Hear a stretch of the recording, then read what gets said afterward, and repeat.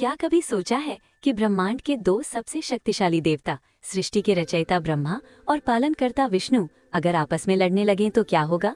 कौन जीतेगा? और अगर कोई तीसरा उन दोनों से भी बड़ा निकले तो उसकी शक्ति का अंदाजा कैसे लगाएं? प्राचीन काल की बात है। सृष्टि की शुरुआत में ब्रह्मा जी और विष्णु जी के बीच घमंड का विवाद छिड़ गया। ब्रह्मा जी बोले, मैं सृष्टि का रचयिता हूँ, मैं सबसे बड़ा।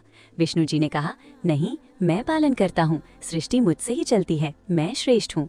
दोनों अपनी अपनी महिमा गाने लगे और विवाद इतना बढ़ गया कि युद्ध की नौबत आ गई। तभी अचानक आकाश में एक विशाल ज्योतिर्लिंग प्रकट हुआ, एक अनंत अग्निस्तंभ। इसका ना तो ऊपर कोई सिरा दिख रहा था, ना नीचे कोई आधार। दोनों हैरान रह गए।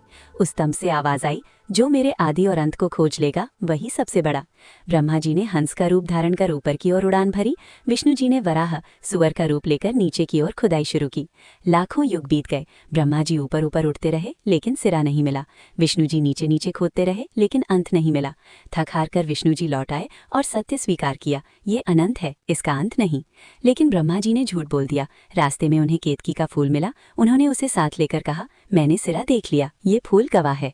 तभी उस ज्योतिर्लिंग से भगवान शिव प्रकट हुए। त्रिशूल धारण किए, डमरू बजाते, गंगा को जटाओं में सजाए। उन्होंने ब्रह्मा जी के झूठ को उजागर किया और श्राप दिया कि केतकी फूल की पूजा कभी ना होगी।